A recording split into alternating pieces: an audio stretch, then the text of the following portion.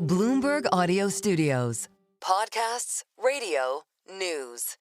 While policymakers are expected to hold rates in June and maybe even July, there could be some signs about future cuts. Joining us now to discuss is Glenn Hubbard, former chair of the Council of Economic Advisors. He is currently a professor of economics at Columbia Graduate School of Business. Glenn, always a pleasure to see you. Thank you. Likewise. So there's widespread consensus the Fed will do nothing and keep rates unchanged. But do you see enough evidence in the data, particularly of late, including this morning, that opens a door for policymakers to start cutting in the second half of the year?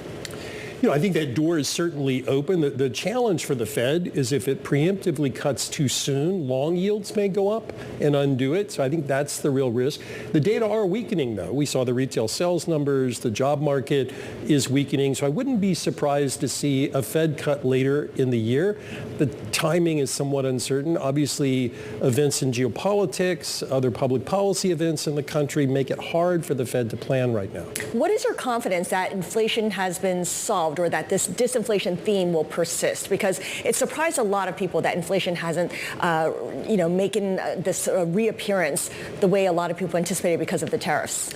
I don't think inflation has been solved, and I think that it will likely stay above the Fed's target level, which complicates things. I don't think we've seen the effects of the tariffs much yet. Businesses first try to absorb in margins before passing on. So I think it's too early to say on inflation, and that's the risk for the Fed. If it cuts too soon, then it looks like it's getting ahead of itself. I'm curious, though, what would a cut do? I mean, I'm talking like 1 quarter point here and there. Does that have a material impact on economic activity?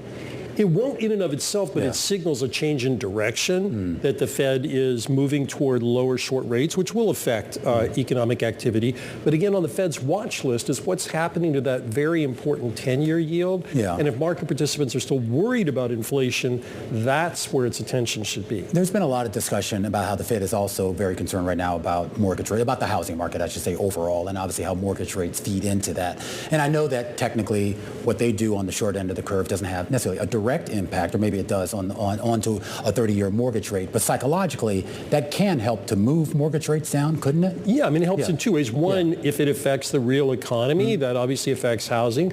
The other is to the extent that it does move the 10-year yield, that does figure into mortgage rates. Gotcha.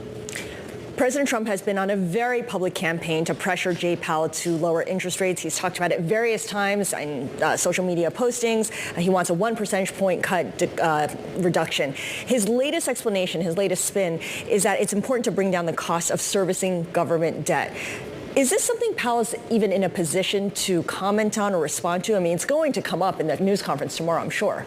Well, I'm sure it will, and I think Chair Powell and his colleagues are trying to do the right thing as the Fed sees it, which is to keep inflation under control. If the Fed does keep inflation under control, that will keep interest rates as under control as they can be.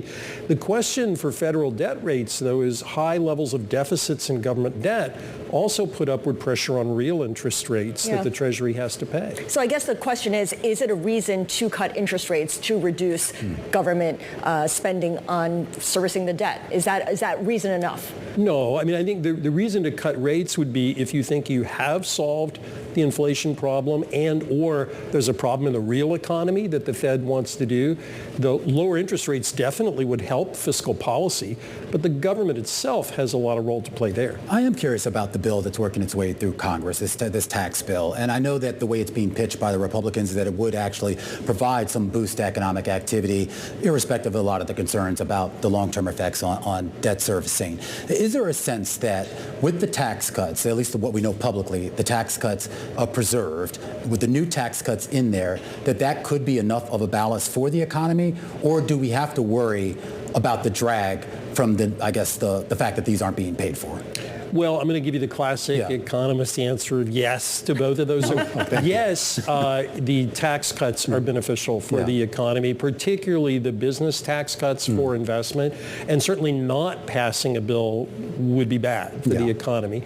That said, there are two issues. One is that the deficit is high as a result of this, and that may put upward pressure on interest rates. The Congressional Budget Office today just issued a report on that. The other is we could get the pro-growth elements of this tax bill with a much lower deficit. It would be a different bill.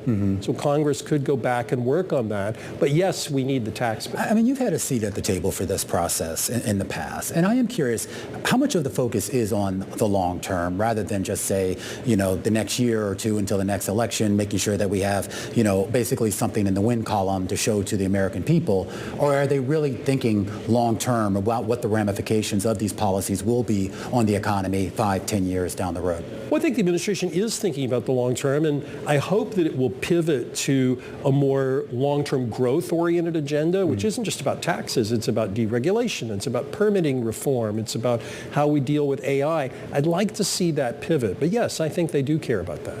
What's the number one thing that you think investors are not paying enough attention to when it comes to the economy that they should be taking a closer look at, should be maybe even slightly worried about?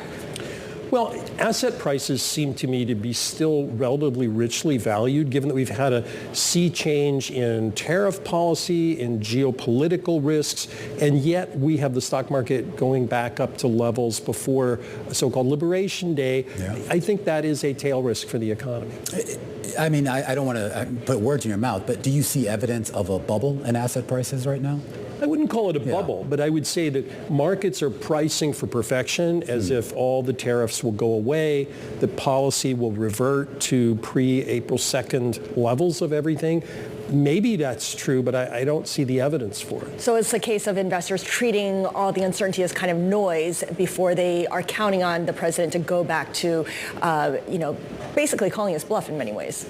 Well, that's one way to put it. I think that people could reasonably say, well, these tariffs have gone up, they've gone down, maybe they'll go to zero. I don't think that's the plan. The administration has suggested revenue being raised over 10 years, perfectly legitimate thing to claim, but that's saying the tariffs will be here to stay, and I don't think markets have priced that.